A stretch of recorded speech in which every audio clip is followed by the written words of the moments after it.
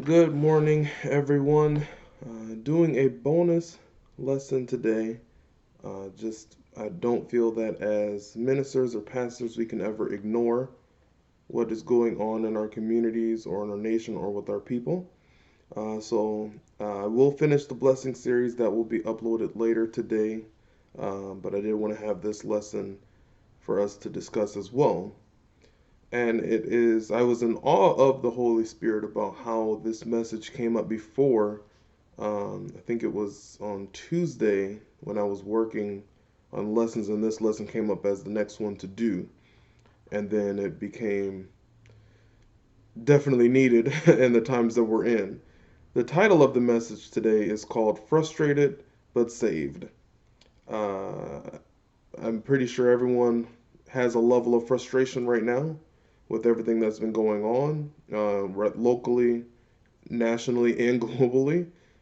Um, yeah, I think regardless of what side that you're on or what you believe, there's frustration. And I think that you should not try to win someone over to your side because your logic isn't someone else's logic. So you can say, this isn't how you protest, this isn't, there, people shouldn't be rioting, people shouldn't be looting. But at the end of the day, people shouldn't be getting killed for no reason. I've seen a quote quite a few times from people that we're looking at the symptoms but not the cause.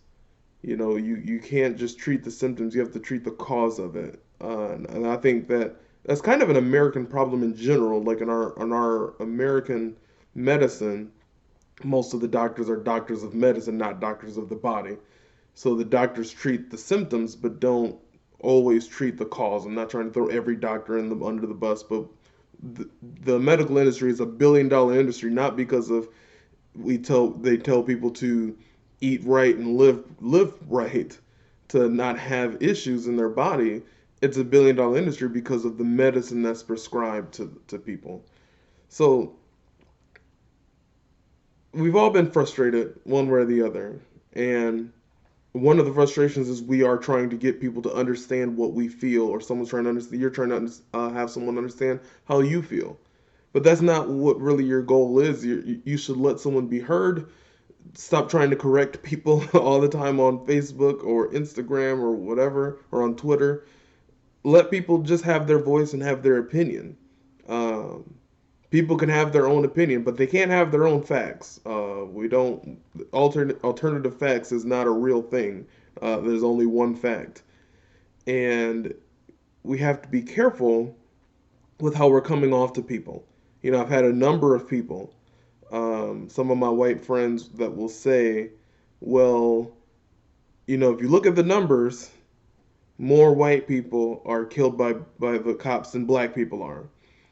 And I usually don't like to argue or debate people on things, but I can't let ignorance go on. And I'm not saying ignorance in a mean way, in a negative way. I'm using the actual term of the word of not knowing.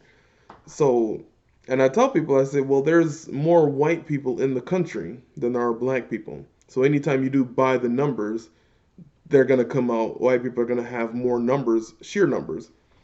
And I said, for an example of that, there are more white people on food stamps or government assistance than there are black people. But everyone would agree that poverty is an issue that has hit harder in black communities than white communities. And then I say the numbers that go on there about the people, white people killed by police and black people, doesn't account for unarmed. There's no statistic that shows these are the unarmed deaths that happen. These are the deaths that happen. You have to look into each individual case and see it. And I feel like we should be upset that anybody gets killed by the police when it wasn't due for that to happen. And the frustration just lies in it being the same story over and over. Like it's a rerun, and we're tired of this show. We want it to be canceled, but it's constantly rerun after rerun after rerun, and the same story comes out every single time. People are frustrated. So I want to talk about frustration today. I know that we've all been frustrated, whether currently or in the past, and some of us will be frustrated tomorrow too. I'm not a thoughts and prayers kind of guy. I don't believe in, I'm sending thoughts and prayers, to you when negative events happen. When 9/11, we're sending thoughts and prayers every time there's a school shooting, thoughts and prayers. And another interesting thing that I've seen, we haven't had any mass shootings. There was a small terrorist attack that happened at a military base, but that's been a non-issue recently as well. And all these other things, haven't occurred during this global pandemic, but unarmed people getting killed, that didn't take a break at all. So again, I understand the frustration that everybody is going with, because everyone should be frustrated at this point. No one should just be, oh, another day. But I think that instead of sending thoughts and prayers, we should focus on our communities and be the light in our communities. But the question is, how do you react when you're angry? Some people think it's not okay to get angry. Now, there are a lot of emotions that I personally don't believe in, or that I don't show. I shouldn't say believe, because emotion is not something you can believe or not believe. There's certain emotions I don't believe in showing. Have you ever seen the movie Inside Out, where they have all the emotions in the head? There was like anger, disgust, joy, sadness, and everything. In my head, I kicked all the other emotions out. Like anger is the only emotion that I allow. And joy, anger and joy. So those are only the two that are present to me. I'm an even keeled kind of person, probably to a fault, some would say. But anger is a great motivator. When a situation gets me angry, I remember the situation and use it to motivate myself to never get to that place again. The Bible knows that we will get angry. Jesus got angry. In John chapter 2, it tells the story of Jesus clearing the temple with the whip. Now, do you think that he calmly and politely was telling them to stop? No, he was causing a ruckus, so to say. He was driving them out. Like, this was a violent scenario that occurred here. And I'm not trying to, because people have been trying to put Jesus in a box to fit their narrative on the current situation going on right now. I'm not doing that. I'm not saying Jesus would be out there breaking glass last night or anything like that. But Jesus would be talking to the people that were there. And he'd be talking to the people that caused the issue as well. Now, do you think he was calm and like, hey guys, can you stop selling doves and changing money? I really don't like that. Now, I know the picture that we get of Jesus is this meek and meager kind of person that just was, had a halo around him and doves flying around and everything like that. But he cleared out the temple. There was more, not just one guy doing this. He cleared out the entire place of people that were doing this. Jesus was constantly frustrated with his disciples. Jesus showed a range of emotions. God knows we would get angry. He got angry a number of times in the Bible, but we have a direction of what not to do when we are angry. In Ephesians 4, chapter 26, it says, in your anger, do not sin. Do not let the sun go down while you are still angry. Now, this is quoting Psalm chapter 4, verse 4. The Hebrew word that is used here is the word rigzu. Rigzu means to quiver, to quake, or to be agitated, or to be perturbed. So you will get angry. God says, the Bible says, in your anger. It doesn't say don't get angry. It says, in your anger, do not sin. So you will get angry. You'll get angry at your spouse or your significant other, angry at your kids, especially during this time where some of us are around our kids a lot more than we're used to. You will get angry. Or you can be angry at the government. You can be angry at the police. You can be angry at the president. You can be angry at the governor or the mayor. So many things to get angry or frustrated with. But when we get angry or agitated or perturbed, we have to be careful that we do not sin. And I'm not talking about the people, this is not a condemnation of the people that were outside looting and rioting and breaking things. I'm not talking about them. I'm talking about us. I'm talking about the body of the church. I'm talking about the communities that we're part of. This Christian walk doesn't mean everything is going to go great. We're just going to have awesome time. We can just smile and laugh and have parties. There will be a struggle. We will get frustrated. But you need to remember who you are, who you belong to. A phrase that people love to use is, I'm going to put my religion down, when they're about to do something that they know isn't right. That's not what Paul is telling the church in Ephesus to do in the verse we just said. He doesn't say when you get angry, put your religion down. He said when you get angry, do not sin. That's not what David is talking about in the psalm where that verse is quoted. And David got angry quite a bit. But let's look at someone else. Let's look at Moses. Now, Moses is one of the most important characters in the Bible. He is a hero held in high regard by all three major religions. He is a hero in Islam, he is a Hebrew in Judaism, and he's a hero in Christianity. I like to bring that up all the time I talk about Moses because it's important. Because he's a person that is celebrated, but he himself, we could say in our current terms, has low self-esteem. But let's focus on his anger and why he. So we know about that Moses grew up as royalty in Egypt, and then he left Egypt. Let's look at why he was on the run and why he left. Exodus chapter 2, verse 11 and 12. One day, after Moses had grown up, he went out to where his own people were and watched them at their hard labor. He saw an Egyptian beating a Hebrew, one of his own people. Glancing this way and that, and seeing no one, he killed the Egyptian and hid him in the sand. So Moses, first of all, knew he was a Hebrew. I know in the Prince of Egypt and in other movies they raise him and he doesn't know that he's a Hebrew until later. He knew that he was a Hebrew. He felt a way about what was happening when he saw this Egyptian beating the Hebrew. In his anger, he killed a man and hid the body. Pharaoh found out and tried to kill him, and Moses left and he's on the run. So let's continue. Exodus chapter 11, verse 8. All these officials of yours will come to me, bowing down before me and saying, Go, you and all the people who follow you. After that I will leave.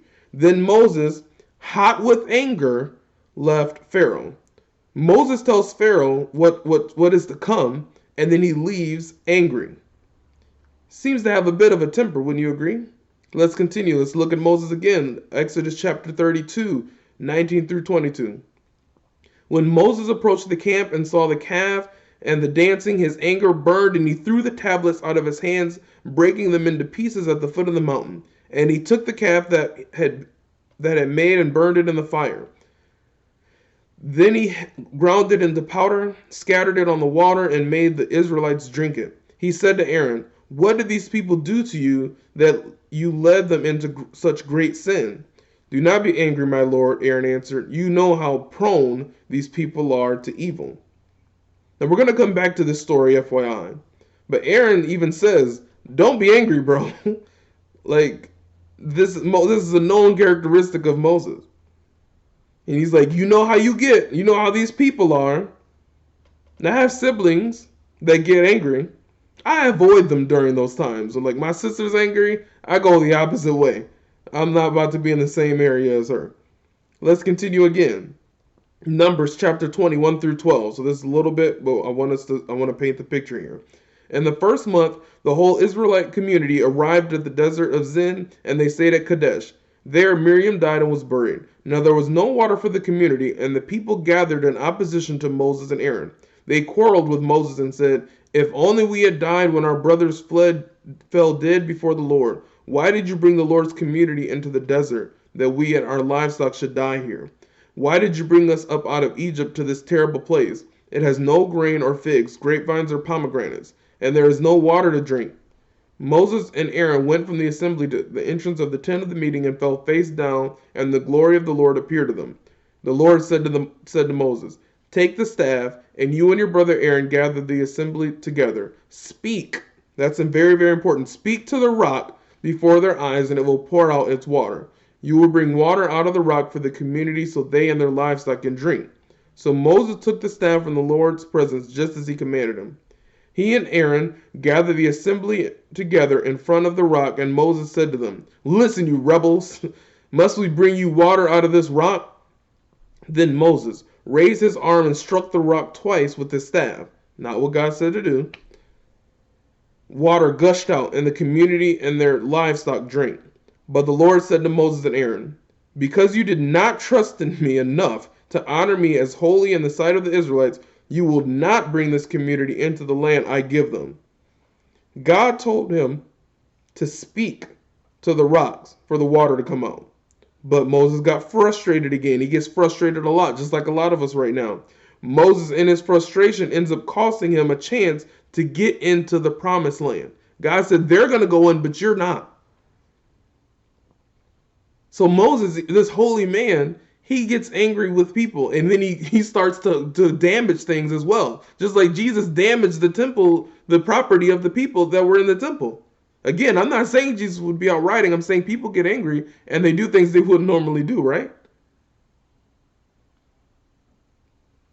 Moses, in his frustration, ends up costing him a chance to get into the promised land. Think about that. Moses worked so hard to lead his people into the promised land. Just spent 40 years in the wilderness with them, wandering around trying to get to the promised land. But his frustration cost him. What is your frustration costing you? Are you losing out on your promise because of how you are acting when you are frustrated?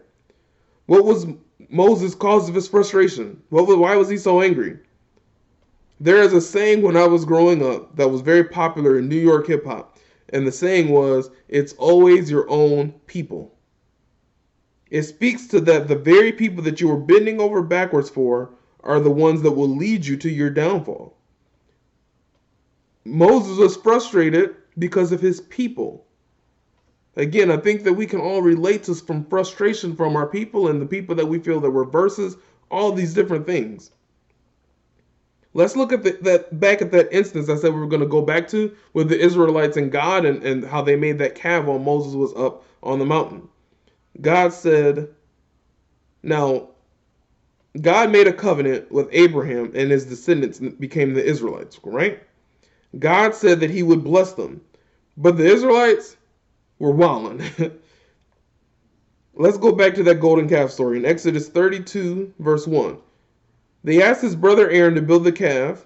Again, it's always your own people. Aaron, who himself performed a number of miracles, does, hey, he says, guys, my brother will be right back. No, that's not what Aaron says when they come to him. He doesn't say, Moses, you guys see all that noise and commotion. Moses is on his way back. Aaron says, no, take off your gold and that we got from the Egyptians. Now, there is a superstition in Egyptian culture that says materialistic things like gold necklaces or such suppress bad luck. So how does God respond to this? How would you respond when your kids act ungrateful for all the hard work you do for them? Exodus chapter 32, 9 through 14. I have seen these people, the Lord said to Moses, and they are a stiff-necked people. Sound like some people I know currently and today. Now leave me alone so that my anger may burn against them and that I may destroy them. Then I will make you into a great nation. So God's like, I'm going to start over with you. But Moses sought the favor of the Lord his God. O Lord, he said, why should your anger burn against your people whom you brought out of Egypt with great power and a mighty hand? Why should the Egyptians say it was with evil intent that he brought them out to kill them in the mountains and to wipe them off the face of the earth? Turn from your fierce anger, relent and do not bring disaster on your people. Remember your servants Abraham, Isaac, and Israel, to whom you swore by your own self, I will make your descendants as numerous as the stars in the sky, and I will give your descendants all this land I promised them, and it will be their inheritance forever. Then the Lord relented and did not bring on his people the disaster he had threatened. Anger happens. Moses saved them. Now, I want to do a little language lesson. You guys know that I love language.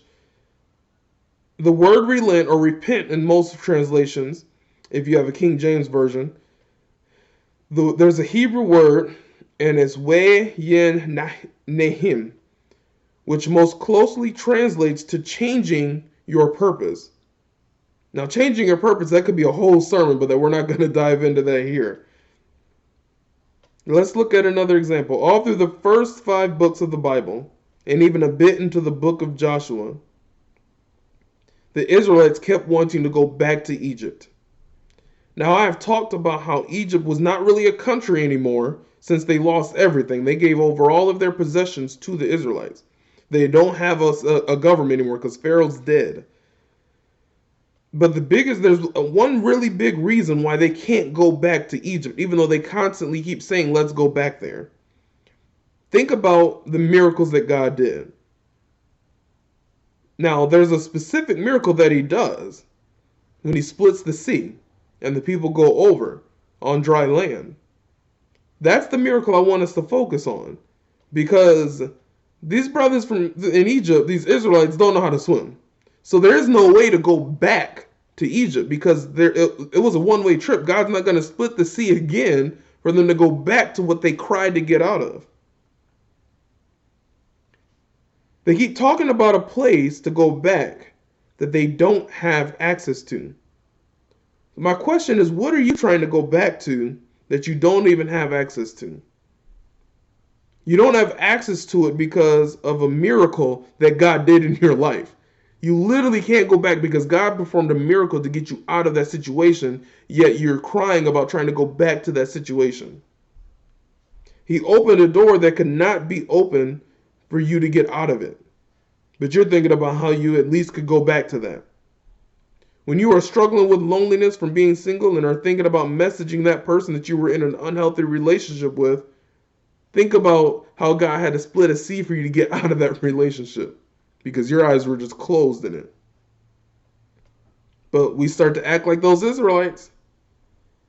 And we say, at least back in Egypt, these dudes were saying, we don't have no pomegranates. They're complaining about, like, we don't have this here that we had there. You know what they didn't have? Getting whipped and having to build things. That's what they also didn't have. But they're only remembering the positives. The same thing that we do so many times in negative situations, we remember only the positives. We say, at least back in Egypt, at least back in my past relationship, yeah, you were abused, yeah, you were cheated on, but at least I had someone. Or some of us think about those past relationships while we are in perfectly good relationships. That's how we sound, just like those Israelites. You are trying to go back to something that you don't have access to.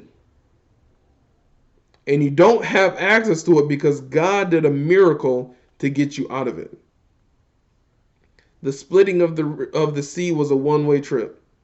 Sometimes we get frustrated when our prayers are not answered. Thank God he didn't answer the prayers that I had in my younger self. And I'm not talking about younger as a kid. I'm talking younger as in a few years ago. I'm glad he didn't answer those prayers that I had for things that I thought that I wanted. But I need to trust in the Lord. I need to trust in God. Isaiah chapter 26 verse 3. You will keep in perfect peace him whose mind is steadfast because he trusts in you. Now this won't always happen. When we get frustrated, we still need to trust in him and remember the sea that he split for us. Next time you are frustrated, do not miss out on your promise by acting wrongly in your frustration. A lot of us are frustrated right now. We have to remember to do the right thing. And this is not a condemnation on anybody. Because again, I'm not going to speak on the symptoms and not the cause. There's a big cause that's going on in this country that is a big problem. We have to remember who we are and who we belong to. And we need to keep our eyes on the Lord. And I pray for all of your safety. I hope you guys have a wonderful day. Stay safe out there.